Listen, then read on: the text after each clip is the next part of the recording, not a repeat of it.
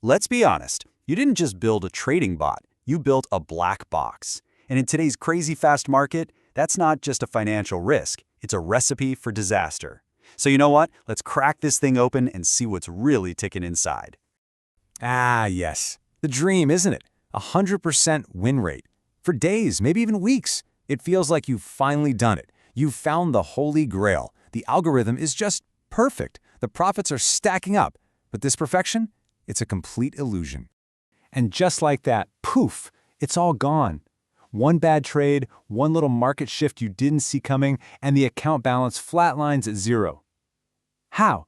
How could a system that seems so perfect fail so completely, so catastrophically? That's the exact mystery we're going to solve today.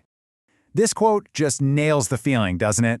When you're trusting an algorithm you don't really understand, you've given up all control. You're just along for the ride. And a crash, well, it's not a matter of if, but when. It's time to get back in the driver's seat. So, let's treat this whole mess like a crime scene. We're going to put your bot up on the examination table and perform a full digital autopsy. Our mission is to find the hidden flaws, the things that led to its downfall, so we can build something that's not just smart, but totally transparent. And this, right here, is the core of the problem. The black box delusion. It's this dangerous idea that a more complicated algorithm must be a better one. But you know what? All that complexity often does is hide the fatal weaknesses. So, let's start our investigation. We've got two main suspects. Okay, our first suspect is a real classic. We call it the overfitter. This is the bot that looks like an absolute genius in your simulations, but is a total train wreck in the live market. It's what we call a backtest hero, and its kryptonite is reality. So what even is overfitting?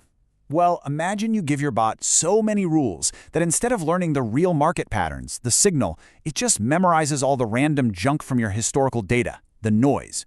It's basically like acing a test because you memorized last year's answer key. Works great until they change the questions.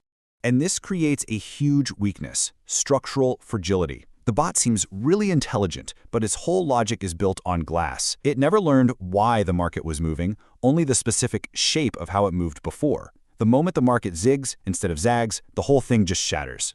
Now, let's talk about our second suspect. This one is way more sinister. We call it the silent killer. This isn't one big dramatic crash. No, this is a slow, quiet drain on your account. It's caused by something called model drift. And the scariest part, it's probably happening to you right now and you don't even know it.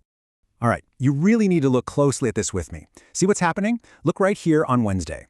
The bot's internal log, it reports a small win, $5. It thinks it's doing okay. But now look at your actual account balance. You're down $95. Your account is literally bleeding out and the bot is completely oblivious. And here's the crazy part. Here's why that happens. So on Monday, your model was trained on high volatility data, and it was perfect for that moment. But by Wednesday, the big institutional AIs, they've already adjusted. They've recalibrated. By Friday, your bot's logic is totally stale. It's using old rules for a brand new game, and that is a recipe for disaster. So how in the world do we fight back against these silent killers? We stop using black boxes, and we start building transparent systems. We need a forensic toolkit, one that's built on this idea called explainable AI, or XAI. It's all about building bots we can actually understand. And this toolkit, it really comes down to three essential things that put you back in control. First, we need to audit what the bot is actually looking at. Second, we need to put it through a brutal stress test to find its breaking point. And third, you need a kill switch, a biological override to protect yourself. Let's dig in. First up, feature importance auditing. You have to be able to ask your bot point blank, hey, why did you take that trade?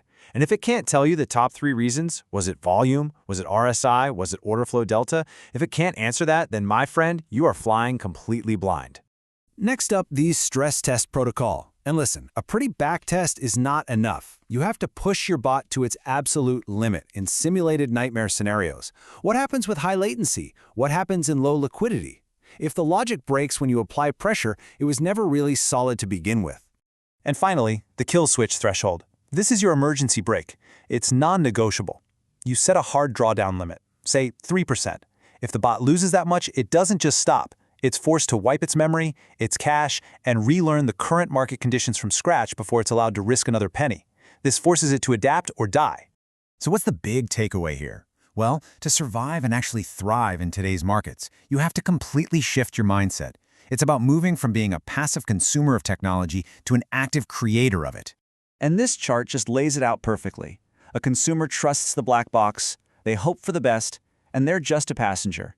But an architect, they understand the logic, they own the outcome, and they are in the driver's seat. The question is, which one are you? Just let that one sink in for a second. Blindly trusting some complex system that you can't even explain is one of the fastest ways to burn through your capital in these markets.